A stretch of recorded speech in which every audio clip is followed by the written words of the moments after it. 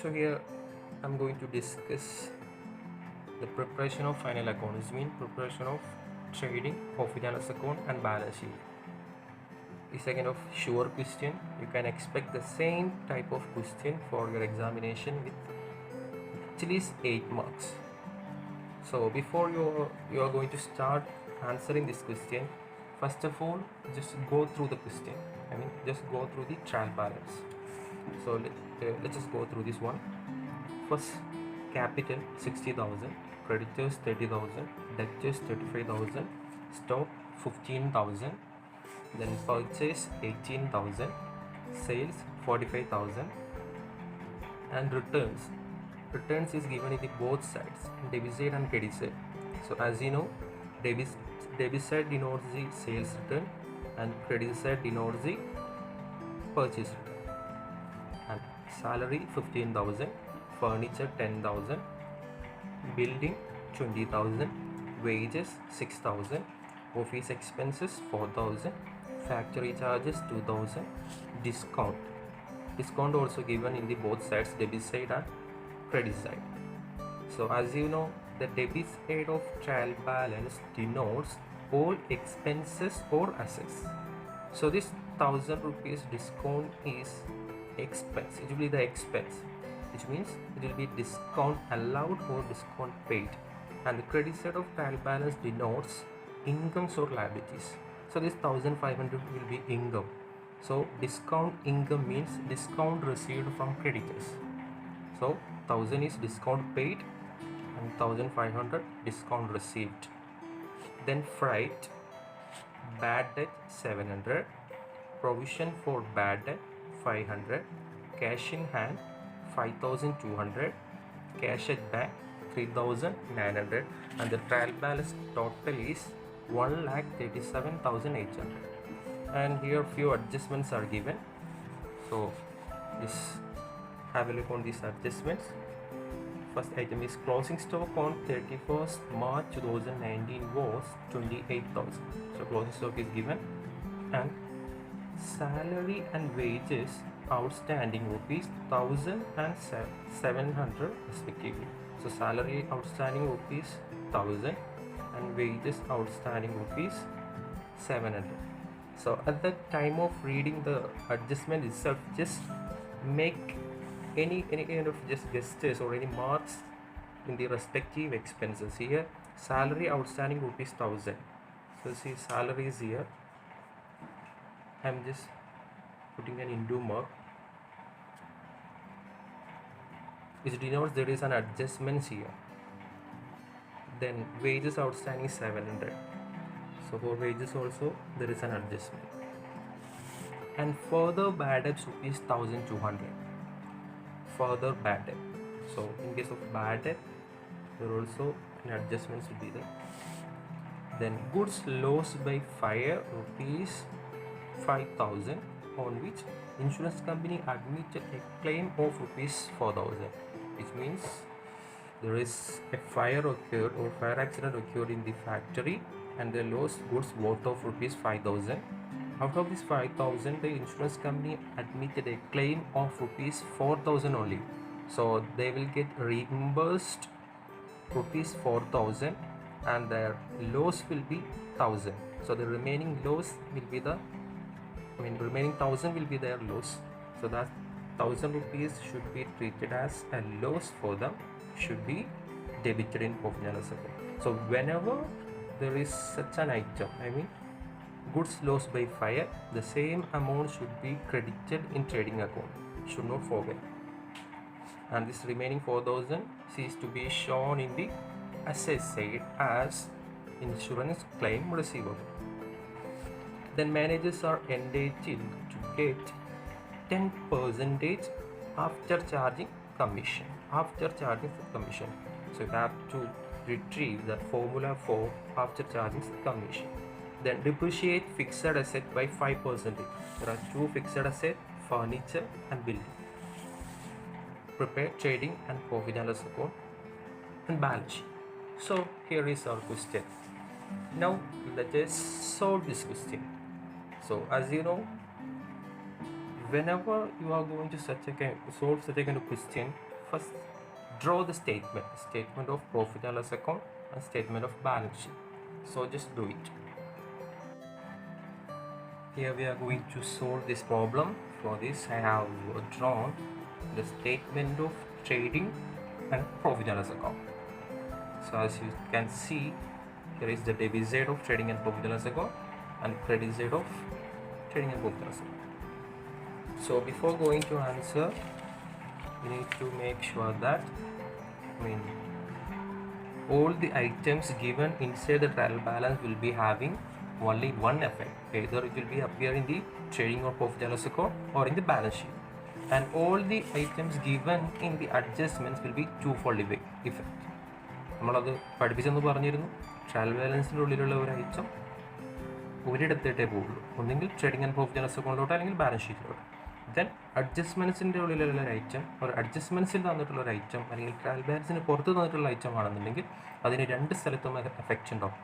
അത് മനസ്സിലാക്കിക്കൊണ്ട് അത് ഓർത്ത് വെച്ചുകൊണ്ടായിരിക്കണം പ്രോബ്ലം ചെയ്യാൻ തുടങ്ങേണ്ടത്. So let's begin. So as you know, the trading account, the first area will be the trading account. Trading account start with opening stock. And next item will be purchase. Less purchase return. And here sales less sales return and closing stock. So here opening stock is given inside the trial balance. Opening stock 15,000. അതെടുക്കുമ്പോൾ തന്നെ അത് mark ചെയ്യാൻ ശ്രദ്ധിക്കുക, എങ്കിൽ പിന്നീട് നമുക്ക് problem വളരെ ഫാസ്റ്റായിട്ട് ചെയ്ത് തീർക്കാൻ സാധിക്കും. ഓപ്പണിംഗ് സ്റ്റോക്ക് 15,000 അതെടുത്തു, ഞാനിവിടെ ടിക്ക് ഇട്ടു. Then purchase 18,000. So purchase also marked. Then less purchase return. So purchase return will appear in the credit side. So 800 is the purchase return. So 18,000 minus 800 will be the 17,200. So purchase return also marked. And sales 45,000 less return, and the debit side returns shown in the debit side will be the sales return 1,500. So 45,000 minus 1,500 will be the 43,500. And closing stock will be in the adjustments here 28,000. As per adjustments, closing stock is 28,000. Next, as this is the trading account, you need to record all the direct expenses. So just go through the trial balance and find out if there is any direct expenses. So see, wages is one of the direct expense to wages. So wages, there is an into mark. Into mark നമ്മൾ നേരത്തെ ഇട്ടത് എന്തിനായിരുന്നു? Adjustments ഉണ്ടെന്ന് കാണിക്കാൻ വേണ്ടിയിട്ടാണ്. So there is an adjustments wages for wages. So wages outstanding rupees 700. There is an adjustment. So wages rupees 6,000 and outstanding നമ്മൾ എന്താ ചെയ്യുക? Outstanding should be added along with the respective expenses. So add outstanding 700 and the net wages will be the 6,700.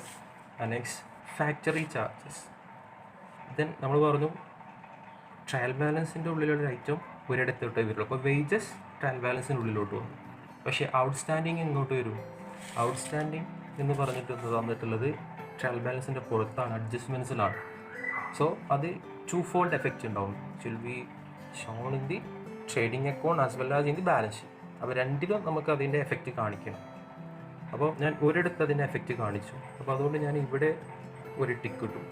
നമ്മൾക്കറിയാം adjustments നമ്മൾ രണ്ടിടത്തും കാണിക്കുന്നത് കൊണ്ട് നമ്മൾ ഇവിടെ എല്ലായിടത്തും നമ്മൾ ഒരു ടിക്കേ ഇടുന്നുള്ളൂ. അതിന് പകരമായിട്ട് അഡ്ജസ്റ്റ്മെൻറ്റ്സിൻ്റെ തുടക്കത്തിലും അവസാനത്തിലും നമ്മൾ ടിക്കറ്റ് എൻ്റെ 2-fold എഫക്റ്റ് ചെയ്തു എന്നുള്ളത് കാണിക്കാൻ വേണ്ടിയിട്ട്. അതുകൊണ്ട് ഞാൻ ഒരു എഫക്റ്റ് ചെയ്തു എന്നുള്ളത് കാണിച്ചതുകൊണ്ട് തുടക്കത്തിൽ ടിക്ക് ഇട്ടു. ഞാൻ ബാലൻസ് ഷീറ്റിലോട്ട് അത് പോസ്റ്റ് ചെയ്യുമ്പോൾ ഇതിന് അവസാനവും ടിക്ക് ഇട്ടു. അപ്പോൾ എനിക്കത് രണ്ടും ചെയ്തു എന്നുള്ള ഉറപ്പ് വരുത്താം. ഞാൻ ഏതെങ്കിലും ഒന്ന് വിട്ടുപോയി കഴിഞ്ഞാൽ എൻ്റെ ട്രയൽ ബാലൻസ് അഗ്രി ചെയ്യില്ല. Then next direct expense factory charge.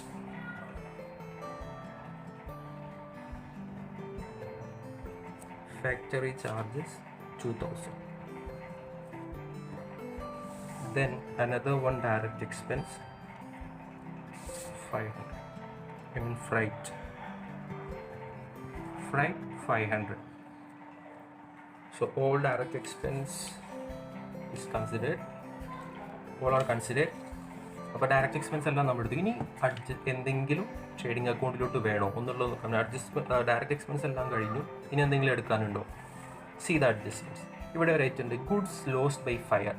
നമുക്കറിയാം ഗുഡ്സ് ലോസ്റ്റ് ബൈ ഫയർ തന്നിട്ടില്ലെങ്കിൽ അതിൻ്റെ പ്രധാനപ്പെട്ട അഡ്ജസ്റ്റ്മെൻ്റ് ആണ് should be shown in the credit side of trading account. അപ്പോൾ അതൊരു കാരണവശാലും മറന്നു പോകരുത്. അത് മറന്നിട്ട് നമ്മൾ ചെയ്ത് കഴിഞ്ഞാൽ നമ്മൾ ഗ്രോസ് പ്രോഫിറ്റ് തെറ്റും. So it should be shown on the credit side. So goods lost by fire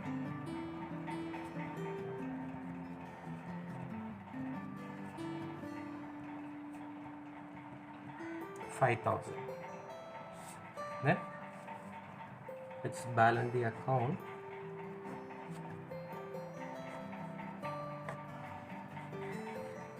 So just balance the account. So here I'm going to balance the trading account. So credit side total will be 76,500, which is more than the debit side. So it should be shown in the both sides, and the difference will be gross profit, and here the difference is 35,100 is the gross profit carried on. So our trading account is completed. Then let's go to the profit and loss account. So this gross profit should be brought down to the profit and loss account. Gross profit brought down 35,100. Now we are going to prepare profit and loss account. As you know, all the indirect expenses should be debited in profit and loss account, and all the indirect income should be credited in profit and loss account. So once again I'm going through the trial balance to check whether there is any kind of indirect expenses. So see the first item, salary. So there is the into mark which denotes there might be an adjustment here. Adjustment salary outstanding 1,000. So the salary amount is 15,000. Add outstanding salary 1,000.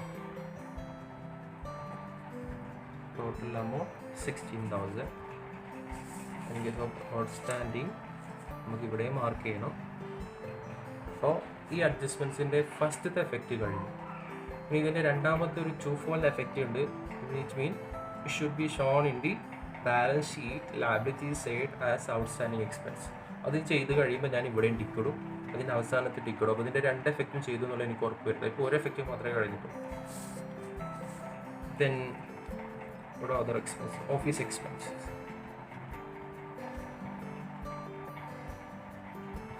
Office expenses 4,000.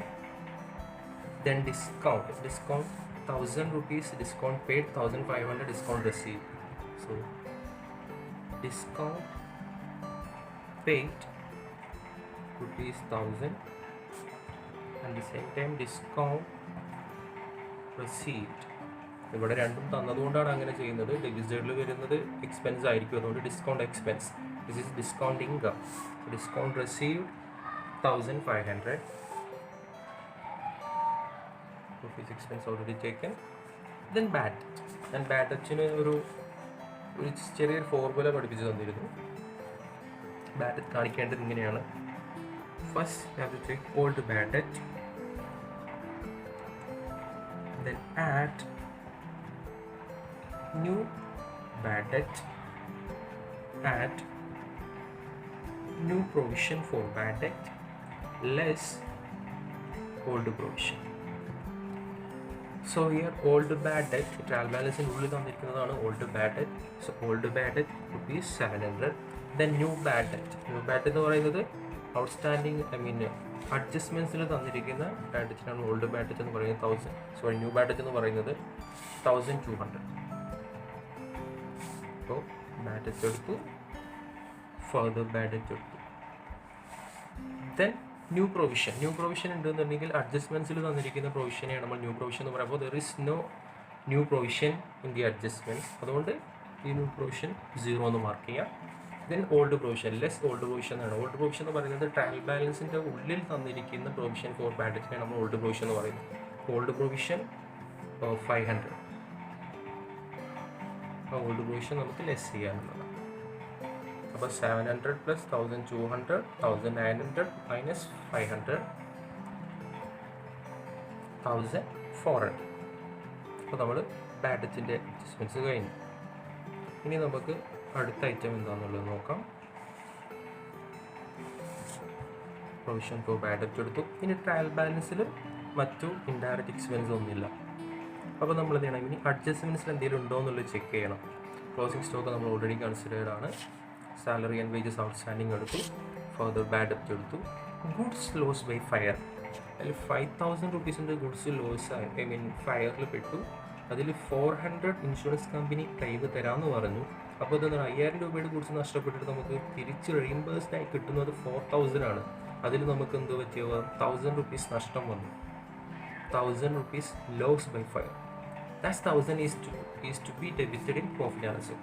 So loss by fire 1000.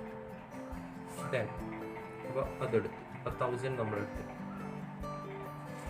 Then managers are engaged with 10% after charges of commission. Managers in the commission. So whenever there is a commission, you should not take this commission or manager's commission until all the items are recorded. എല്ലാം ചെയ്തത് കഴിഞ്ഞതിന് ശേഷം മാത്രമേ അത് എടുക്കാൻ പാടുള്ളൂ. അപ്പോൾ ഇവിടെ എല്ലാം ചെയ്ത് കഴിഞ്ഞില്ല, ഇവിടെ ഒരു അഡ്ജസ്റ്റ്മെൻറ്റ്സ് കൂടി. Depreciation on fixed asset by 5%. Depreciate fixed asset by 5%. There are two fixed assets, furniture and building. Both are to be depreciated by 5%. So next, depreciation,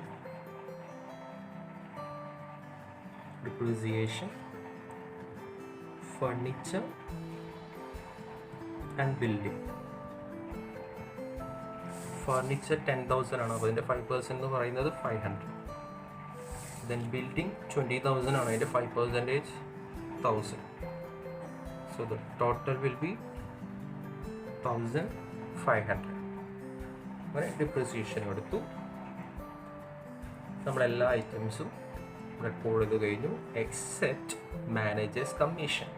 so managers commission കാണുന്നുണ്ടെങ്കിൽ നമ്മൾ ആദ്യം എന്ത് ചെയ്യണം, നമ്മുടെ എസ്റ്റിമേറ്റഡ് പ്രോഫിറ്റ്, അതായത് notional profit കാണണം.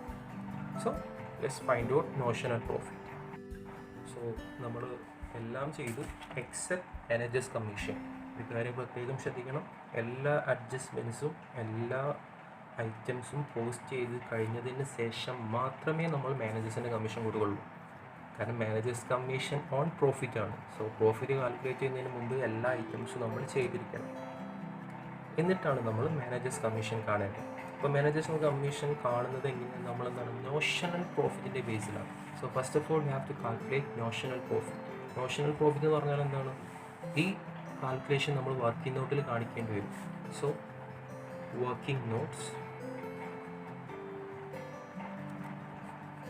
1, managers commission. So here managers commission നമുക്ക് ആദ്യം നോഷണൽ പ്രോഫിറ്റ് കാണേണ്ടി വരും. So notional profit is equal to credit side minus debit side. Credit side minus debit side. ഇവിടെ ക്രെഡിറ്റ് സൈഡിൻ്റെ ടോട്ടൽ ക്രെഡിറ്റ് സൈഡിൻ്റെ ടോട്ടലോട് ആകെ 2 ഐറ്റംസേ ഉള്ളൂ. സോ ക്രെഡിറ്റ് സൈഡിൻ്റെ ടോട്ടൽ അറൗണ്ട് 36,600 വരും.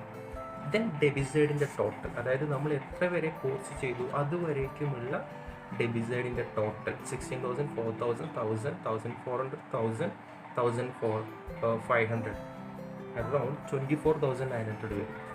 സോ ക്രെഡിറ്റ് സൈഡിൻ്റെ ടോട്ടൽ 36,600 മൈനസ് ഡെബിറ്റ് സൈഡിൻ്റെ ടോട്ടൽ നമുക്ക് കിട്ടുന്നത് 24,900 ആണ്. ഈ ഡിഫറൻസ് ആണ് എന്ത്? Notional profit. ഈ നോഷണൽ പ്രോഫിറ്റ് 11,700. അപ്പോൾ ഇതാണ് ഇവിടുത്തെ പ്രോഫിറ്റ് ബിഫോർ ദിസ് കമ്മീഷൻ.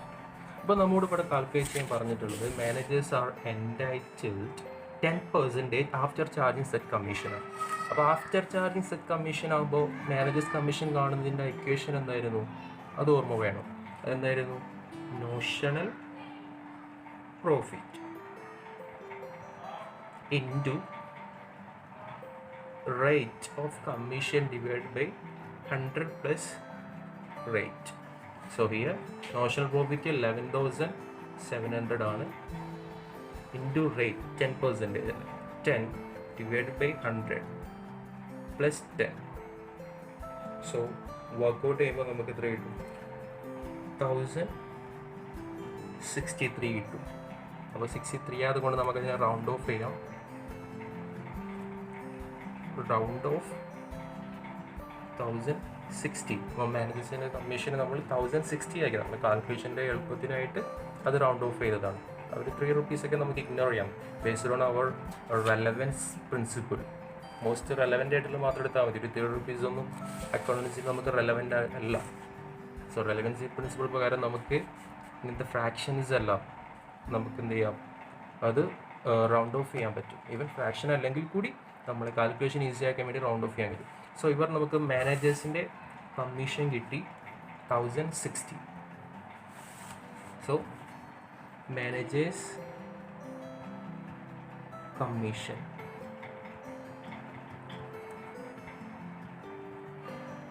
ഇത് കിട്ടിക്കഴിഞ്ഞാൽ ഇനി നമുക്ക് എന്ത് കാൽക്കുലേറ്റ് ചെയ്യാം? നെറ്റ് പ്രോഫിറ്റ് കാൽക്കുലേറ്റ് ചെയ്യാം.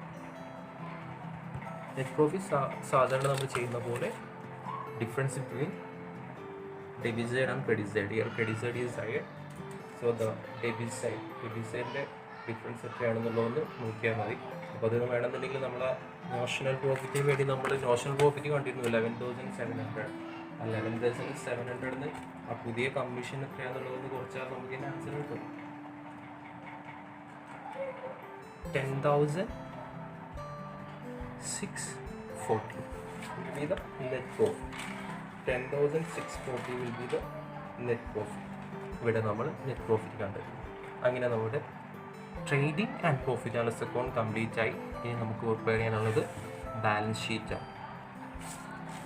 അപ്പോൾ ഞാൻ മാനേജേഴ്സ് കമ്മീഷൻ്റെ ഇവിടെ ഒരു ടിക്ക് ഇടാണ്. ഇതിലെല്ലാം എല്ലാ അഡ്ജസ്റ്റ്മെൻറ്റ്സും നമ്മൾ എടുത്തിട്ടുണ്ട് പ്രോഫിറ്റ് ആൻഡ് ലോസ് അക്കൗണ്ട് തൊട്ട്. ഇവിടെ അഡ്ജസ്റ്റ്മെൻറ്റ്സിനെല്ലാം ഒരു ടിക്കേ വന്നിട്ടുള്ളൂ. അതിൻ്റെ രണ്ടാമത്തെ ടിക്കിൽ വരൽ അത് ബാലൻസ് ഷീറ്റിലോട്ട് പ്രിപ്പയർ ചെയ്യുമ്പോഴാണ്. Let's just prepare balance sheet. So before preparing the balance sheet, you have to ensure that the balance sheet marshalling, on which kind of method which you are going to use for marshalling your balance sheet, whether liquidity method or permanence method. But I suggest you to follow permanence method. As per the permanence method, most permanent asset will be shown first and the liquid asset will be shown at the end of the balance sheet. Same like for the liabilities also. So here first item in the liabilities side will be capital. So capital ഒരു main item ആണ്.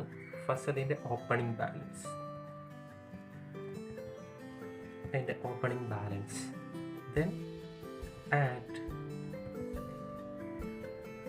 net profit, then less if there is any drawings. Question ചിലപ്പോൾ drawings തരും, അത് തന്നിട്ടുണ്ടെങ്കിൽ അത് ഡിലക്ട് ചെയ്യും. അപ്പോൾ opening balance of capital എന്ന് പറയുന്നത് ട്രയൽ ബാലൻസിൽ തന്നിട്ടുള്ള ക്യാപിറ്റലാണ് 60,000. അതാണ് ഓപ്പണിംഗ് ബാലൻസ് 60,000. സോറി, ഓപ്പണിംഗ് ബാലൻസിന് നേരെയാണ് എഴുതേണ്ടത് 60,000. Then ആഡ് നെറ്റ് പ്രോഫിറ്റ് നമ്മളോട് ഓൾറെഡി കണ്ടെത്തി 10,640. Then drawings, there is no drawings, 0, less drawings ഒന്നും നമ്മൾ ക്വസ്റ്റ്യനിൽ തന്നിട്ടില്ല, അതുകൊണ്ടാണ് 0 ആയത്. ഡ്രോയിങ്സ് ഉണ്ട് എന്നുണ്ടെങ്കിൽ അവിടുന്ന് ലെസ് ചെയ്യണം. So the total capital will be 70,640. അപ്പോൾ നമ്മുടെ ക്യാപിറ്റൽ നമ്മളെടുത്തു. ഇനി ട്രയൽ ബാലൻസിൻ്റെ ലയബിലിറ്റി സൈഡിൽ വരുന്ന അടുത്ത ഐറ്റം ഏതാണെന്ന് നോക്കാം. അപ്പോൾ നമ്മൾ ഓരോരോ ലയബിലിറ്റീസും എടുക്കും. നെക്സ്റ്റ് ലയബിലിറ്റി ക്രെഡിറ്റേഴ്സ്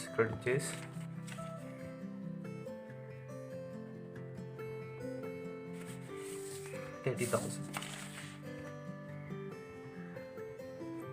ദെൻ മറ്റെന്തെങ്കിലും ലയബിലിറ്റീസ് ഉണ്ടോ എന്ന് നോക്കാം.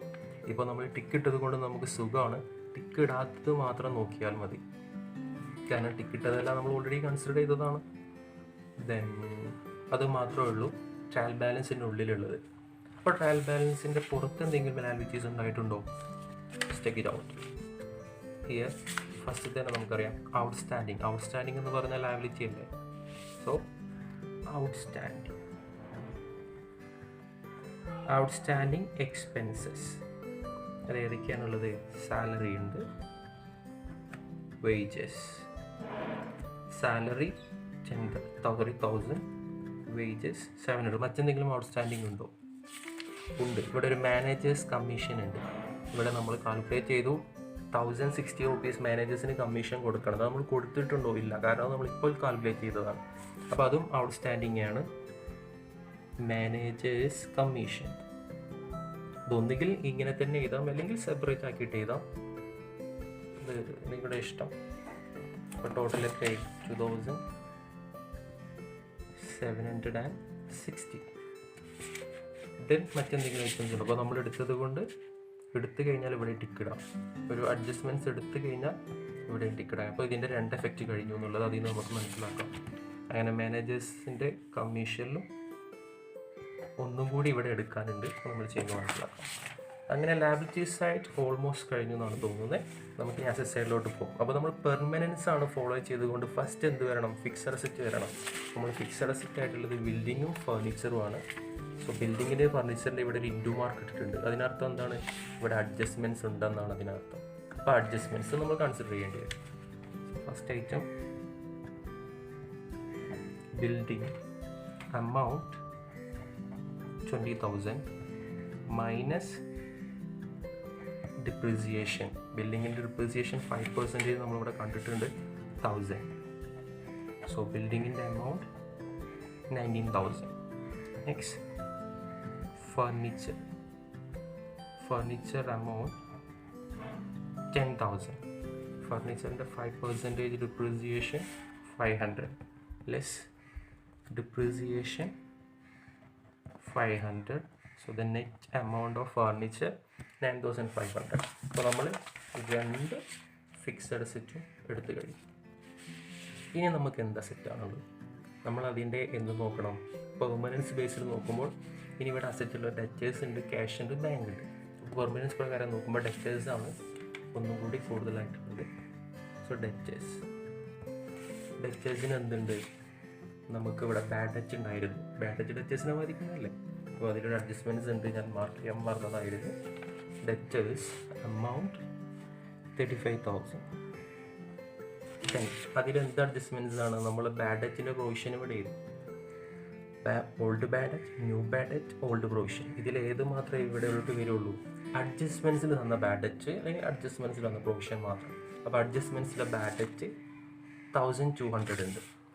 അതായത് ഫർദർ ലെസ് ബാഡ് ഡെറ്റ്, അതായത് ന്യൂ ബാഡ് ഡെറ്റ് ആണ് 1,200. അപ്പോൾ അതിൻ്റെ 2 എഫക്റ്റ് കഴിഞ്ഞു. നമ്മളിവിടെ ടിക്കിട്ടു. ഇതിൻ്റെ 2 എഫക്റ്റും കഴിഞ്ഞു. എത്രയായിരിക്കും? 33,800 ഡെറ്റേഴ്സ് എടുത്തു. ഇനി നമുക്ക് ഇനിയുള്ള 2 അസറ്റ് ക്യാഷ് ആൻഡ് ബാങ്ക് ആണ്. പക്ഷെ നമ്മൾ പെർമനൻസ് പ്രകാരം ചെയ്യുമ്പോൾ ഏറ്റവും ലാസ്റ്റ് വരുന്ന 2 ഐറ്റംസ് ആണ് ക്യാഷും ബാങ്കും. അപ്പോൾ അതുകൊണ്ട് തൽക്കാലം അത് അവിടെ നിർത്തിയിട്ട് ഇനി എന്തൊക്കെയാണ് ഇവിടെ ഉള്ളതെന്ന് നോക്കാം. അഡ്ജസ്റ്റ്മെൻറ്റ്സിൽ ക്ലോസിംഗ് സ്റ്റോക്ക് ഒരു കറണ്ട് അസറ്റ് അല്ലേ. So closing stock 28,000. Then ഇതിൻ്റെ 2 എഫക്റ്റ് കഴിഞ്ഞു, ഔട്ട്സ്റ്റാൻഡിങ്ങിന് 2 എഫക്റ്റ് കഴിഞ്ഞു, ബാഡ് ഡെറ്റ് കഴിഞ്ഞു, goods lost by fire for 5,000 and insurance company admitted a claim of rupees 4,000. 4,000 രൂപയുടെ ക്ലെയിം നമുക്ക് കിട്ടാനുണ്ട്. ആ കിട്ടാനുള്ള ക്ലെയിം എന്താണ്? Claim receivable. Insurance claim receivable 4,000. ഇതാണ് ഞാൻ പറഞ്ഞത് ഇവിടെ അഡ്ജസ്റ്റ്മെൻ്റ് കൂടി ബാക്കിയുണ്ടെന്നുള്ളത്. അത് കഴിഞ്ഞു. ദെൻ ഇനി എന്താണ്? ഫർണിച്ചർ ഡിപ്രീസിയേഷൻ അതെല്ലാം ചെയ്തു. ഒരുവിധം നമ്മൾ അഡ്ജസ്റ്റ്മെൻറ്റ്സിലെല്ലാം നമ്മൾ ട്രീറ്റ് ചെയ്തു. ഡിപ്രീസിയേഷൻ നമ്മൾ ചെയ്തിട്ടുണ്ട്, കമ്മീഷൻ ചെയ്തു. എല്ലാത്തിനും നമ്മൾ 2 ടിക്ക് വേണമെന്ന് ഉറപ്പ് വരുത്തണം. ഇങ്ങനെ ചെയ്തില്ല എങ്കിൽ നമ്മൾ ഏതെങ്കിലും മിസ്സിങ് വരും. നമ്മൾ ട്രയൽ ബാലൻസ് അല്ലെങ്കിൽ ബാലൻസ് ഷീറ്റിൽ ടാലി ആവാതെ വരും. ഇപ്പോൾ ഒരുവിധം എല്ലാ ഐറ്റംസും നമ്മൾ ചെയ്ത് കഴിഞ്ഞു. ഇനി നമുക്ക് എന്തിലോട്ട് പോകാം? Cash and bank. അതിൽ തന്നെ cash at bank, cash in hand, last 2 ഐറ്റമാണ്. Cash at bank 3,900, cash at bank 5,200. ഇനി നമുക്ക് ടാലി ചെയ്ത് നോക്കാം നമ്മൾ trial balance balance sheet tally ആവുന്നുണ്ടോ ഇല്ല എന്നുള്ളത്. അപ്പോൾ നമ്മൾ ബാലൻസ് ഷീറ്റ് നമ്മൾ ടാലി ആയിട്ടുണ്ട്. 2 സൈഡിലെയും ടോട്ടൽ വന്നിട്ടുള്ളത് 1,03,400. 1,03,400. അപ്പോൾ നമ്മൾ ഓരോ ഐറ്റംസ് എടുക്കുമ്പോഴും ഇതുപോലെ ടിക്ക് ഇട്ടിട്ട് ഫോളോ ചെയ്യാം. അങ്ങനെ ഉണ്ടെങ്കിൽ നമ്മൾ ഏതെങ്കിലും ഐറ്റം മിസ്സായിട്ടുണ്ട് എന്നുണ്ടെങ്കിൽ നമുക്ക് വളരെ ഈസി ആയിട്ട് നമുക്ക് അത് ഐഡൻറ്റിഫൈ ചെയ്യാൻ സാധിക്കുന്നതാണ്. So this is how to prepare final accounts. അപ്പോൾ എല്ലാവരും ഇത് നല്ലോണം വർക്കൗട്ട് ചെയ്യുക. സിമിലർ ആയിട്ടുള്ള 1-2 പ്രോബ്ലംസ് എടുത്തിട്ട് today itself just practice the same kind of problem. പിന്നെ ഇത്രയും വലിയൊരു പ്രോബ്ലം ഒന്നും എക്സാമിന് വന്നില്ലെങ്കിൽ കൂടി വളരെ ലിമിറ്റഡ് ആയിട്ടുള്ള അഡ്ജസ്റ്റ്മെൻറ്റ്സ് ഒക്കെ വരുള്ളൂ. പക്ഷെ ചെയ്യുമ്പോൾ ഇത്രയും വലിയ പ്രോബ്ലംസ് എടുത്തു കഴിഞ്ഞാൽ your exam will be much more easier. Okay, thank you. Proper workout here. Have a nice day.